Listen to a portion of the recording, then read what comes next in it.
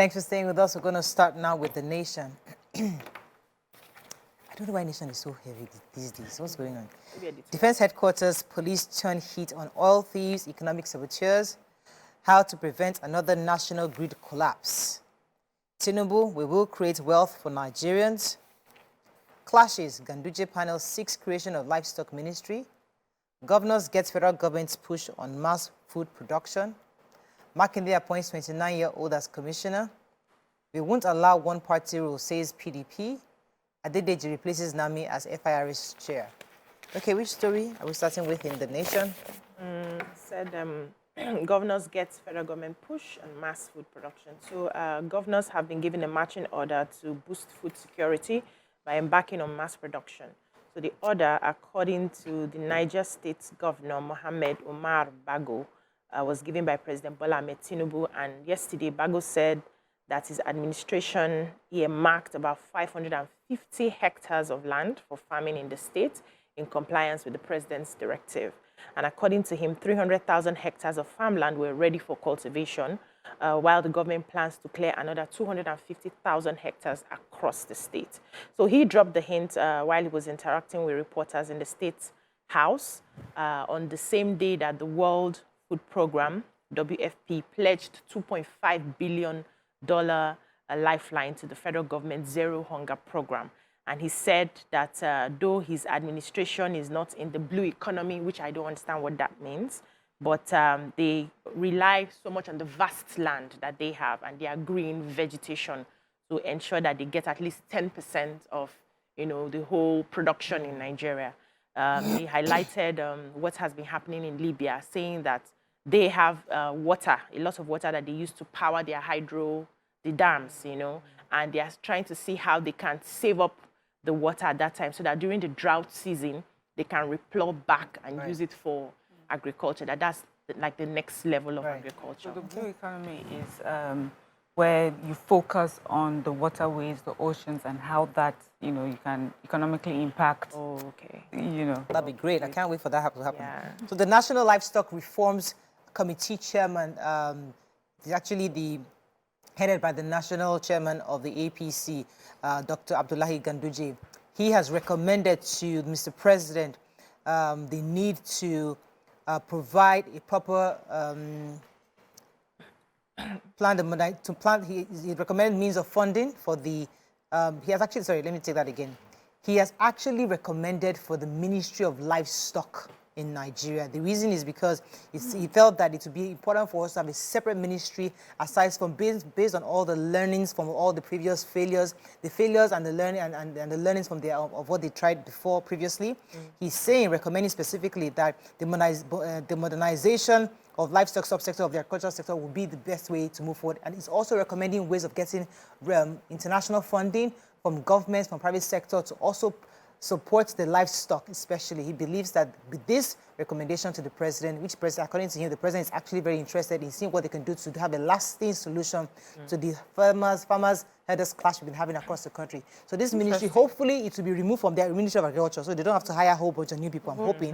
But either way, he says that providing this, according to him, he also used the proverb, says that it's easy to declare war, but it's difficult to wage it. It means that we have made a number of important recommendations because we studied the previous attempts, the failures, the successes, and we have put them together and made these recommendations to the president. So we'll see how that goes.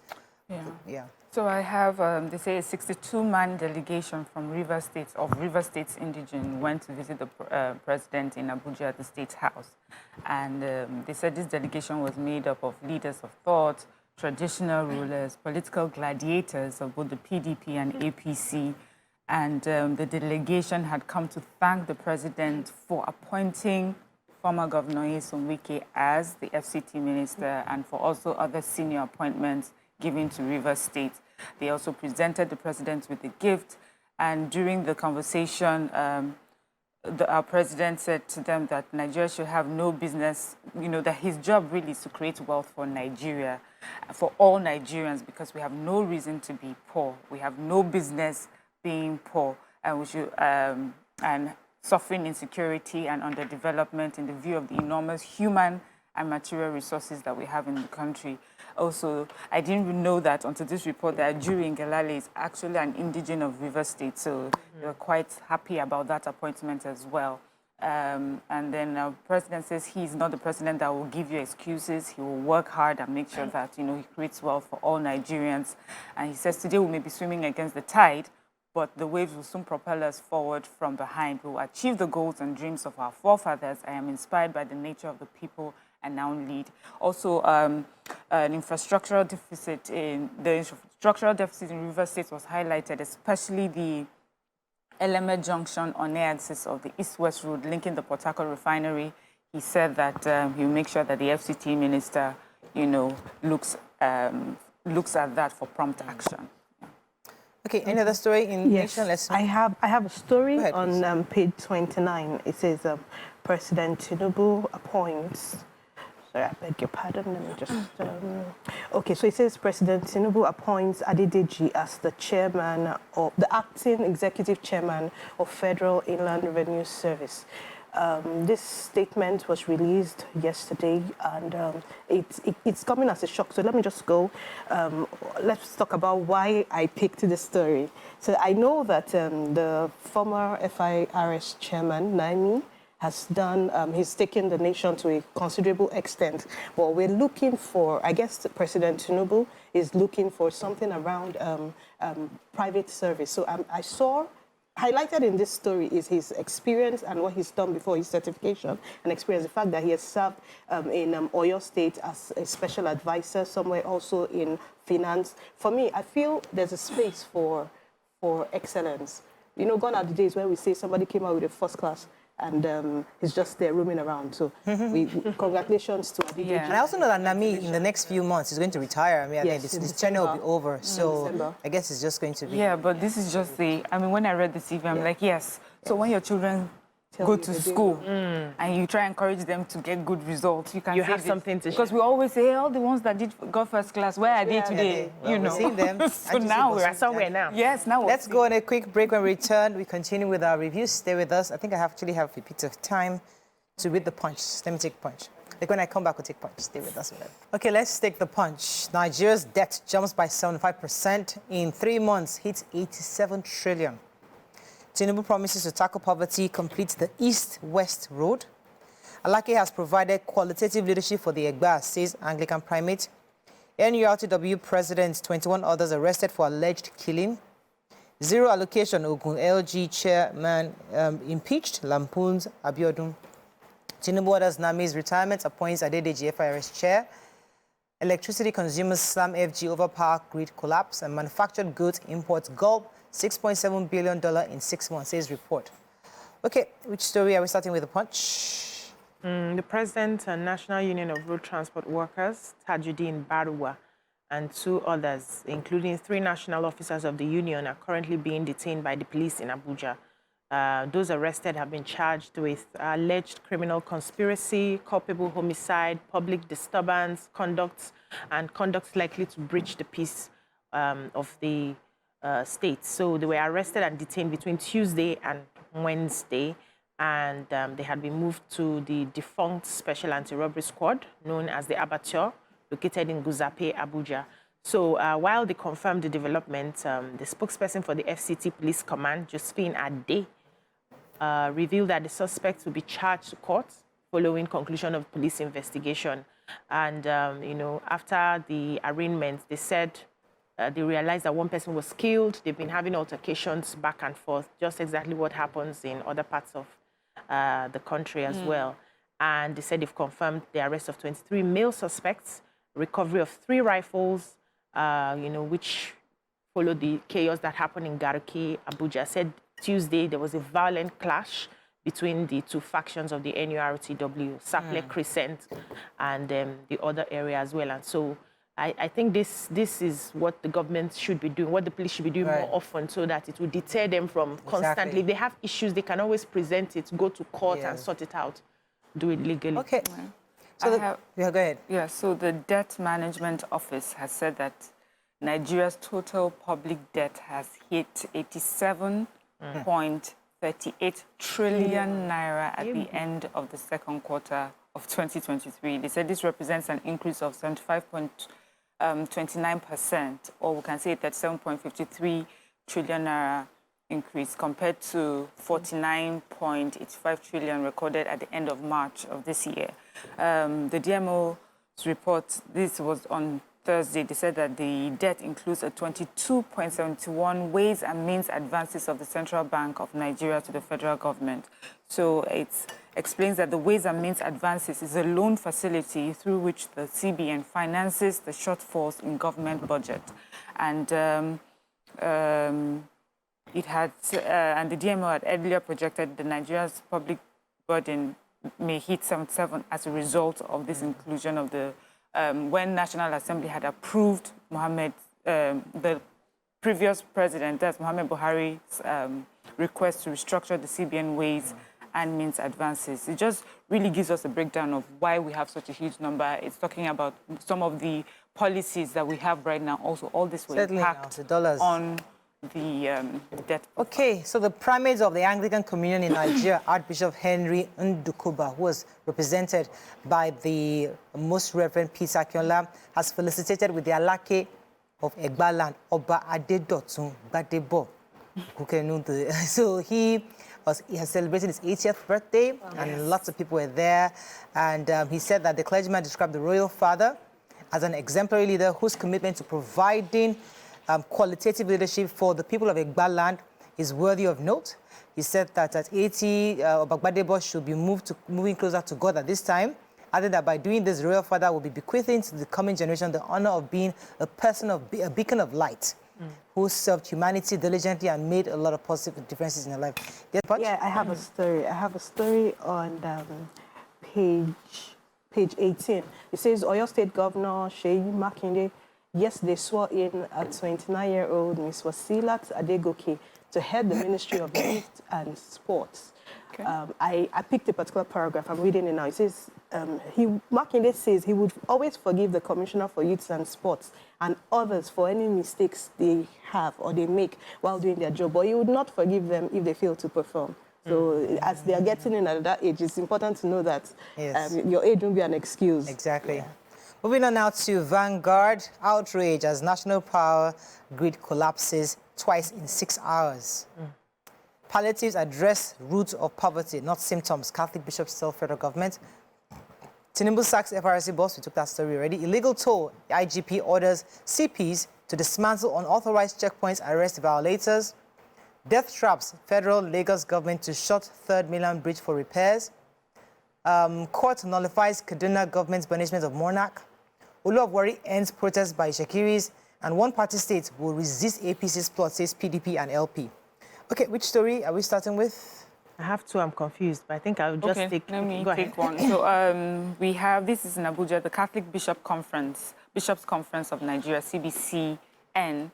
They had their conference, and then they're calling on the government to tackle fundamental structures that have deepened inequality and poverty in the country. Really, their concern is about the palliative measures that government has been reeling out, and they say that that is not really what would address the issues, you know, and that, you know, they should look deeper into it. But I was looking at them like, damned if you do, damned if you don't, you know. But they also talked about how the elections went and the bad feeling that some people had because some things didn't quite work out the way it was presented it would, but also they were grateful that Nigerians decided to go to court instead of resorting to violence. So they're grateful to Nigerians for that. But they're also bringing to the notice of government and highlighting insecurity across Nigeria. They say that the escalating insecurity in the country, citing ongoing violence by insurgents, headsmen, militias, bandits, and unknown gunmen. Because even very recently, a young seminarian, Stephen Enladi of Kafanchan Diocese, and some other victims, you know, and he was killed, you know, by all these militia, unknown gunmen, whoever they are. And this is something that's seriously bothering Nigerians, and they would like for government to address that as quickly as possible. Yeah. So they've been talking about doing like partial repair or complete repair at the third mainland bridge again. And the federal government, in collaboration with Lagos State government, will commence the remedial repair work on the bad portions of the bridge. They said specifically the bridge will be closed on 2 consecutive Sundays, September 17th and 24th, for the works to be carried out by the state government through the Lagos Public Works Corporation, LPWC, in collaboration with the Federal Ministry of Works. So, motorists have been lamenting the bad road, say they usually have a lot of potholes there, which causes accidents. And so the government has decided to fix it while we're still waiting for the Fourth Mainland Bridge, which they are planning We to complain about that Third Mainland Bridge. Yes. So many patches everywhere. Yeah. Scattered. So, holes. but they Holes. mentioned, holes, seriously. But they mentioned 2 routes that people can be taking. I want to read it out for people who are going to be passing the Third Mainland. Say Route 1, the Lagos-Ibadan Expressway, Alapmere, Ugudu axis, inwards Lagos Island will be diverted towards Bagada Oshodi Expressway to link Ikorodu Road, that Funshaw Williams Avenue. Then Route 2, motorists from Lagos Mainland going through Habat Macaulay Road, that's Adekule axis, inwards Lagos Island via Third Mainland Bridge will now be diverted towards Murtala Mohammed Way to make use of the Qatar Bridge for now, and they are urging motorists to please be patient with them. Just follow. So my question is, the only Sundays? Bridge Yes, the whole week. Yes, they want to do just Sunday, 2 consecutive Sundays. Okay. So that people would have time to do their Because we know the Eko Bridge is blocked and people are going for Shaw Williams. Crazy. That would be crazy. Let me take the Kaduna High Court sitting in Kaduna has nullified former Governor Nasir El-Rufai's banishment of the paramount leader of Piriga Chiefdom in Lere local government area in Kaduna State. They delivered the judgment saying that it was a breach of the fundamental rights of the according to Section 41, subsection 1 of the Constitution of the Federal Republic, says that no citizen of Nigeria every citizen of Nigeria is entitled to move freely and to reside in any part of the country, and no citizen shall be expelled from Nigeria or refuse entry thereby or exit of the country. So that in itself has already upheld the fact that you cannot banish anybody. So I was happy that that was reversed. We're still waiting for Sanusi zone. I don't know if he went to court, but we'll see how that goes. But this is from Kaduna State. But that's some good news. Yeah. So having a story from Vanguard, should we move on? Mrs. Fash? Okay, let's go to the Tribune. Nigerian Tribune, current hardship may lead to serious crisis. PDP wants APC. Alleged 100 million naira palliative. Senate accuses NLC of blackmail. FG has no choice but to fund universities. It is constitutional, says ASU. Mdidi Elumelu loses as appeal court. Affirms LP candidate as Delta rep. Hoodlums behead LP chieftain in Abia.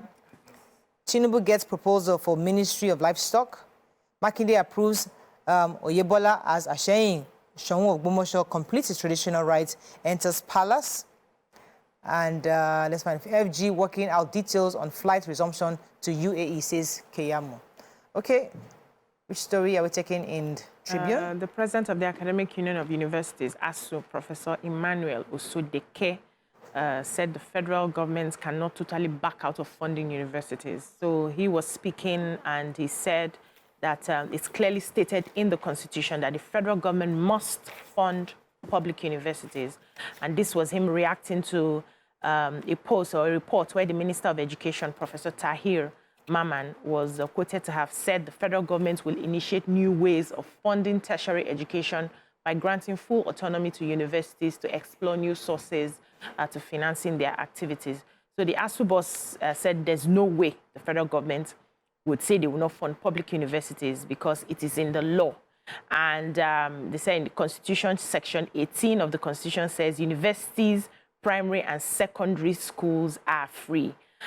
He also mentioned the fact that they've started, if they allow the university to work autonomously, they will be able to, make use of the funds appropriately. Not that they won't fund them, or you fund them, but you let them run it so that you take out all those bureaucratic bottlenecks. And that will be, and this has been in the Constitution since 2003.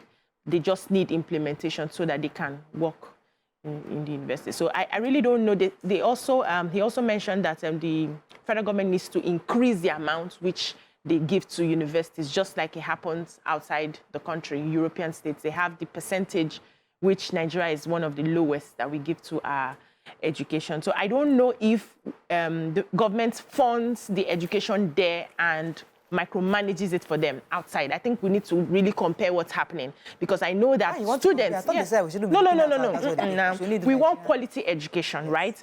The government we have, can they fund it right now? We need to be realistic, exactly. Yes. So, but I know that those people, there's a way they source funds from grants, exactly and what the government is saying. Yes, The government is saying, I am giving you the authority to look for funds. go and get funds. So, but FC is now saying, no. No, you don't must do that. fund You it. must fund Can it. we afford to? Exactly. So it's a conversation. No, we can Have to come compare, up with please. options.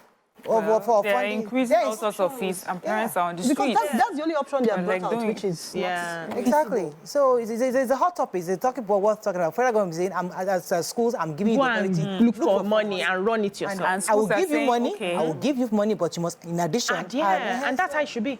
We'll see. Let's go on a break. It's Friday, celebrity topic, and there's only one hot topic in the celebrity kingdom. When we come back, we'll discuss it. Stay with us. We'll be right back.